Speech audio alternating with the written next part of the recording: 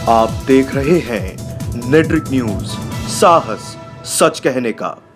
Sir सरकार तो इस बार ही हम लोग बदल देंगे। आप सत्य कहने से आप किसी को रोक नहीं सकते हैं। सर 1 रैंक 1 पेंशन वो अलग चीज़ है और ये OPS old pension scheme other चीज़ है। राजनेताओं का ये गठजोड़ है। पेंशन मिले कोई 82,000 पा रहा था, अब पा रहा 2,200। एनपीएस का हमारा 10% हमारी सैलरी से कटता है। कल इतनी बड़ी जो रैली जो हुई, उसे क्या मीडिया का काम नहीं है कि जो सही हो रहा है उसे आप कवर करें या दिखाएं? 10 लाख प्लस लोग थे बाहर, पूरे खचाखच लोग भरे हुए थे। एक गरीब बच्चों को कौन पढ़ाएगा? फुटपाथ पे रहने वालों को कौन पढ़ाएगा? ईंट भट्टे के मजदूरों को, बच्चों को क्या पढ़ने का हक नहीं है? योगी जी का कार्यकाल बहुत अच्छा रहा है। देखिए, जो अच्छी चीज़ है हम उसे अच्छा कहेंगे। हम जो भी सांसद है उनकी अदर इनकम होती है या नहीं, आप खुद अपने आप से जरा पूछ के देखिए। एक जो सफाई कर्मी जो है या जो टीचर है, उसकी अदर इनकम कितनी है? 14% आप देते हो, यानी लगभग 25% आप एनपीएस वाले फंड में आप जमा करते हो। जीता कितना है कर्मचारी? पहला चैलेंज तो ये है, सबसे बड़ा ये है, नंबर ऑफ टीचर्स हैं वो अकॉर्डिंग टू स्टूडेंट्स नहीं है। बस हम लोग का एक ही मुद्दा है कि भाई पेंशन जो है वो बहाल की जाए। मणिपुर ने भी कह दिया कि हम विचार कर रहे हैं। मणिपुर ने, सोचिए एनडीए गठबंधन है। मैं बेसिक में टीचर हूँ वहाँ पे, जी गवर्नमेंट हूँ। तो सर क्यों नहीं माइक पे हम अपनी बात रख सकते हैं कहीं भी? जो मैं बेसिकली काफ़ी साल से इस फील्ड में हूँ, तो मैं लोगों से बातचीत करता हूँ। जो गवर्नमेंट ऑफिसर है उनको नौकरी जाने का खतरा बढ़ा रह जाता है। सर देखिए, आप सत्य कहने से आप किसी को रोक नहीं सकते हैं। कल इतनी बड़ी जो रैली जो हुई, उसे क्या मीडिया का काम नहीं है कि जो सही हो रहा है, जो फैक्ट हो रहा है वो रॉन्ग है, राइट है, जो हो रहा ऑन ग्राउंड उसे आप कवर करें या दिखाएं? आप भी उस रैली में थे? जी बिल्कुल, मैं भी उस रैली में था। मांग क्या है उस रैली की? जी, उस रैली की मांग है कि भाई ओल्ड पेंशन स्कीम को जो है बहाल किया जाए। सर 1 रैंक 1 पेंशन वो अलग चीज़ है और ये OPS old pension scheme other चीज़ है। कितनी मीडिया पहुंची था? कोई मीडिया चैनल था? कोई भी एक आधा था वहाँ पे? ओनली न्यूज़ 24 की जो न्यूज़ है वो टीवी पे शो हुई है। 10-15 मिनट या आधे घंटे के लिए शो हुई है, बाकी और कोई नहीं है। 10 लाख प्लस लोग थे। पूरा ग्राउंड देखिए पूरा भरा हुआ था, बाहर पूरे खचाखच लोग भरे हुए थे। कुछ लोगों को आउटर पे भी रोकने का प्रयास किया गया, बसों को, कि न आए। तो ये सब चीज़ें अलग हैं, लेकिन वहाँ का ग्राउंड रामलीला मैदान भर जाना, आप सोच सकते हैं, आप मेरे से ज़्यादा समझदार हैं कि वहाँ उसकी कैपेसिटी कितनी है कितनी नहीं है। बाहर टोटल जो भर गया था वो। योगी जी का कार्यकाल रहा वहाँ कभी, कैसा रहा? योगी जी का कार्यकाल बहुत अच्छा रहा है। देखिए, जो अच्छी चीज़ है हम उसे अच्छा कहेंगे। हम स्टेट में अच्छा रहा है, बिल्कुल सही चल रहा है, बिल्कुल कोई दिक्कत नहीं। कोई दिक्कत नहीं। उनका लॉ एंड ऑर्डर जो है बहुत अच्छा, बहुत मेंटेन किया हुआ है। कमी क्या रह गई बेरोजगारी में? सर देखिए, कोई भी जो गवर्नमेंट है उसको दोनों तरफ सोचना रहता है। एक, उनको अपना इकोनॉमिक भी सोचना रहता है, हम पैसे को ज़्यादा से ज़्यादा बचाएं, और दूसरा होता है कि वे रोजगार भी ज़्यादा से ज़्यादा दे, और जो कि दोनों एक दूसरे के विरोधाभास हैं। आप रोजगार देंगे तो कहीं ना कहीं जो आपका पैसा जो वो खर्च होगा।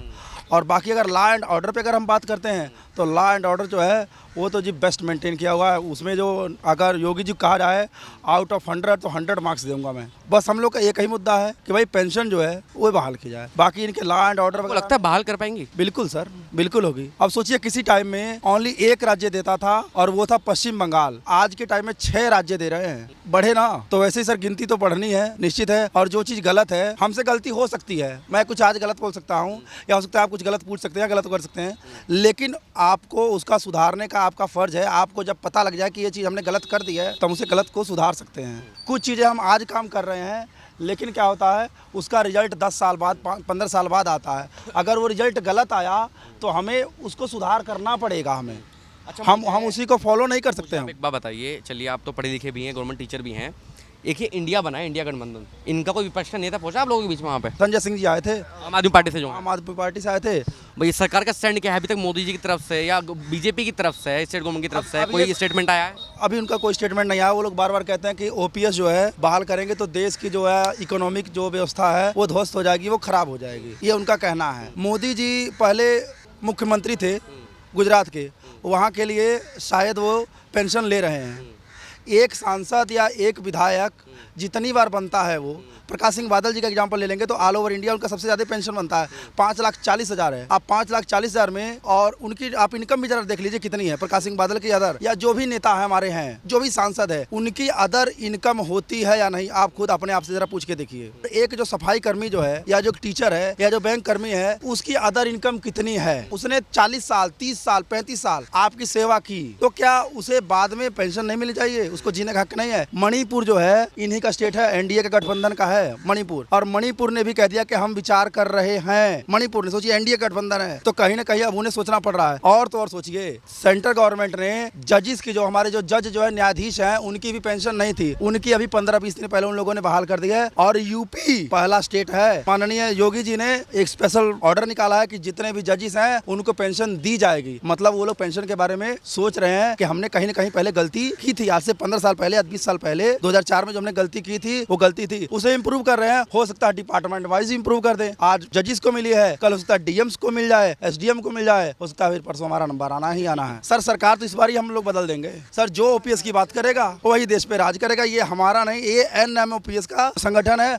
उसका नारा है। हमारा स्टेट यूपी है, वहाँ पे देखा जाएगा कि कौन ओपीएस के लिए स्टैंड कर रहा है। अगर अखिलेश जी कह रहे हैं कि भाई हम ओपीएस बहाल करेंगे तो हम अखिलेश जी का सपोर्ट करेंगे। तो सब एक साथ हो गए ना। मान लीजिए अखिलेश जी दूसरे स्टेट में नहीं जाएंगे ना, अदर जगह जाएंगे, तो जो ओपीएस की बात करेगा उसका सपोर्ट किया जाएगा। अगर मोदी जी बहाल कर देते हैं तो मोदी जी से हमें कोई एलर्जी नहीं है, कोई दिक्कत कितना परसेंट मोदी जी का वोट बैंक बढ़ जाएगा? अभी कुछ लोग कह रहे हैं कि मोदी की सरकार खतरे में है। ऑल एम्प्लॉइज जितने हैं सारे एम्प्लॉइज मोदी जी की तरफ हो जाएंगे, उनकी फैमिली हो जाएगी, उनके फ्रेंड्स हो जाएंगे। सर आप सोच नहीं सकते हैं कि कितने हो सकते हैं, लमसम 70 से 80 लाख। आप अपनी समस्या बताइए, सरकार को समस्या क्या है पेंशन देने में आप लोगों को? सर एक चीज़ है, मैं यहाँ पे इसको मैं क्रोनी कैपिटलिज्म कहता हूँ, यानी कि जो उद्योगपतियों और राजनेताओं का एक गठजोड़ है। बीजेपी तो लाई नहीं थी, बीजेपी उस समय लाई, अभी समझने में सबको समय लगा, कर्मचारियों को भी समय लगा, कहते बहुत अच्छा, इससे बहुत आपका लाभ होगा। लेकिन अब जब पेंशन मिले, कोई 82,000 पा रहा था, अब पा रहा 2,200, और उसका 2,200 में कहाँ गुजारा होगा, संभव ही नहीं है। तो ये समझने में तो कर्मचारियों को भी समय लगा था, लेकिन अब कर्मचारी समझ गया, ये जान रहा है। आप एक चीज बताइए, कर्मचारी 30 से 35 साल तक जॉब करता है, एनपीएस का हमारा 10% हमारी सैलरी से करता है, 14% आप देते हो, यानी लगभग 25% आप एनपीएस वाले फंड में आप जमा करते हो। जीता कितना है कर्मचारी? यार ये भी लगता है सरकारी नौकरी, जो टीचर वाली नौकरी है, उनको करना तो कुछ होता नहीं, फ्री की सैलरी खाते हैं वो लोग तो।